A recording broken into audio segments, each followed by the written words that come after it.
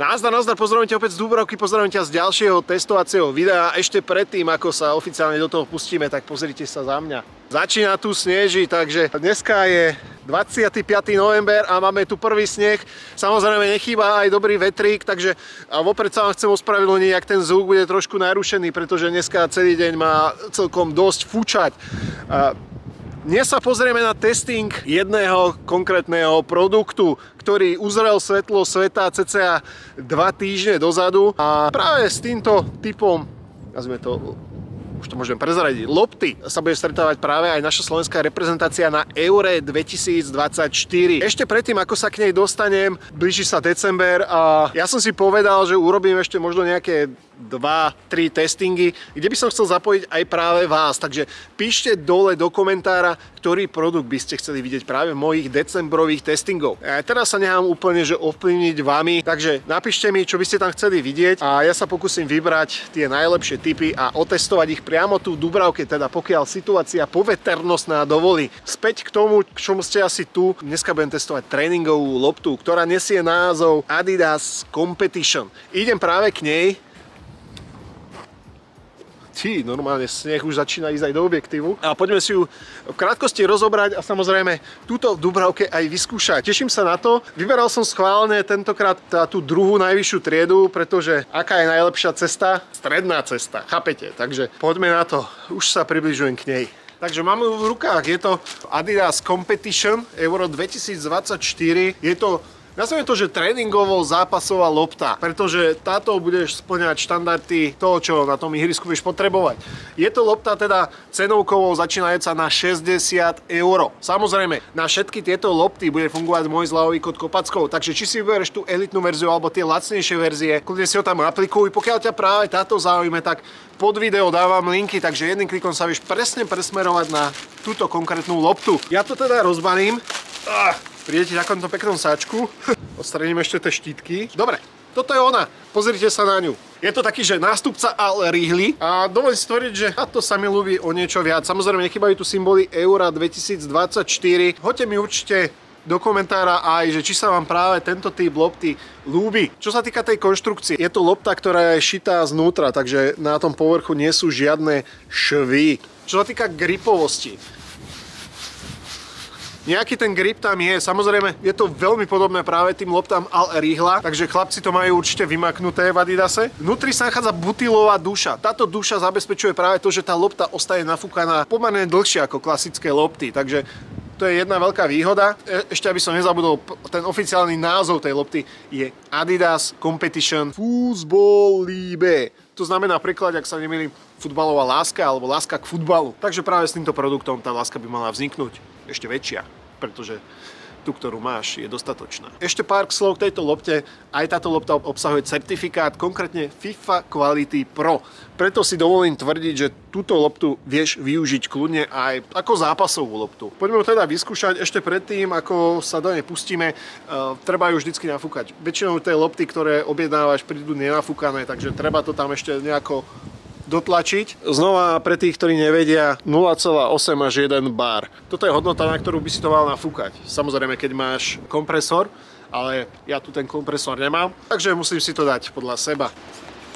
Ale fučí riadne. Zatiaľ na ihrisku to nie je tak cítiť, pretože za mňou tie hory, to vetrisko zachytáva, ale je len otázka času, kedy to príde aj sem. Zatiaľ jediné, čo sem prišlo, je sneh. Takže dostávam sa na to ihrisko práve s touto loptou. Ten zvuk je super. Odraz bezproblémový. A ideme na prvotný dotyk.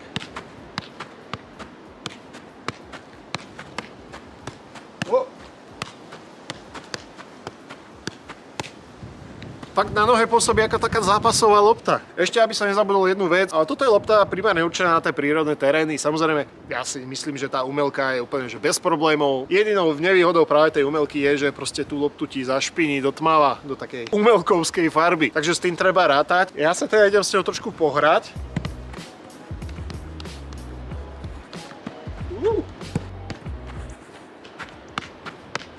Ak pôsobí tak tvrdo, tak zápasovsky. Poďme spraviť normálny testing, ako to robím vždycky s kopačkami. Idem pri tú stenu, dám si nejaké prihravočky, ale fučí. A potom by som mohol vyskúšať bránu, nejakú tú streľbu. Takže poďte sem so mňou. Využijem práve prítomnosť tejto steny, miesto smajla.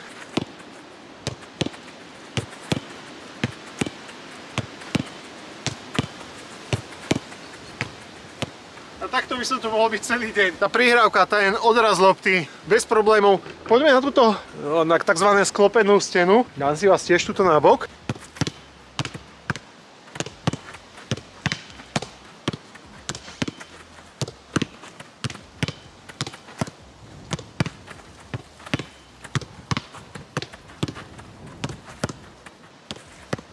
Není o čom. Táto sklopená stena má tendenciu tú loptu vracať vrchom, alebo teda rôznymi smermi. Sami môžete vidieť, že nerobila nič, čo by som viac menej neočakával. Tie pocity s tou loptou sú fakt veľmi dobré, ale ten záverečný sumár si necháme úplne že na koniec. Teraz sa presúvam na bránku, kde si tú loptu vyskúšame tak, ako je potreba. Ale ešte si vás otočím, pretože dôležité je sa ešte dobre rozbehať. Je fakt pomerne dosť chladno. Dajte mi chvíľku, nech sa nenatrhnem. Ešte v decembri mám čo testovať.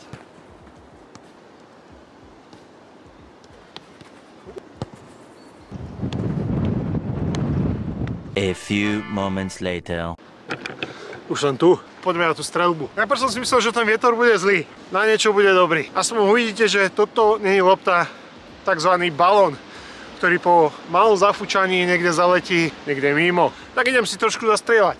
Ešte natiahneme a začneme crossbarom. Poďme urobiť tú presnosť.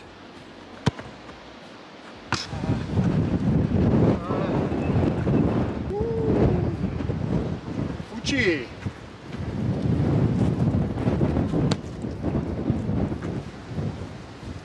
Strašne fúka z boku. Ježiš, kde mi ide?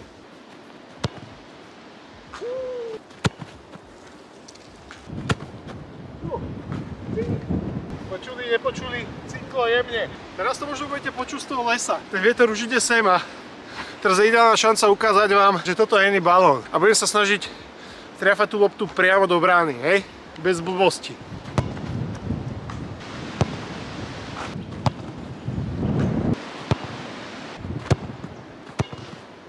Skúšame aj nejakú tú rotáciu. Wow, kam ide?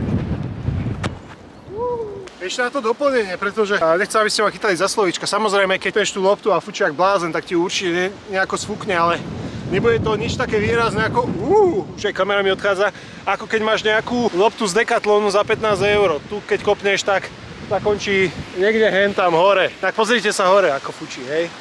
Normálne ohýbáš tie stromy.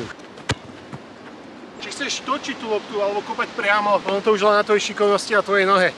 Ako to s ňou dokážeš. Viete čo, poďme to zhodnotiť, lebo začína sa to počasie výrazne zhoršovať. Takže, ja by som to možno zhrnul. Poďte so mnou na stredačku, tam bude možno také jemné bezvetrie. Nejako to zhodnotíme. Takže hodnotenie tejto lopty. Prvá vec, ten dizajn. Ako som hovoril, na umelej tráve. Pozrite sa, ako vyzerá po takých 3/4 hodine používania a proste tá lopta ide do takej tmavšej farby, ale s tým treba na tej umelke rátať. Samozrejme dá sa to vyčistiť, ale povedzme si úprimne, kto z vás si čistí lopty po každom tréningu, po každom zápase. Celkovo hodnotím ju veľmi dobre. Ja už som v podstate niečo podobné zažil z Adidas Tiro, poprípade tými ale rýhlami. Proste, ak nechceš práve tú zápasovú loptu a nechceš mať ani tú lacnejšiu verziu, tak toto je vždycky tá zlatá stredná cesta. To proste hovorím každému a väčšinou z vás a väčšinou aj tieto druhotriedne sú vždycky za fakt, že veľmi dobrú cenu. Ja viem, začína to na 60 €, ale po určitom čase tie lopty pôjdu na 50-45 €. Treba to pozerať. Príklad Nike, Flightbally alebo práve tie Adidas Tira. Ešte som vám zabudol ukázať práve na tej lopte sú symbolizované štadióny. Hamburg, Gelsenkirchen, Frankfurt, Lipsko, Mníchov a teda.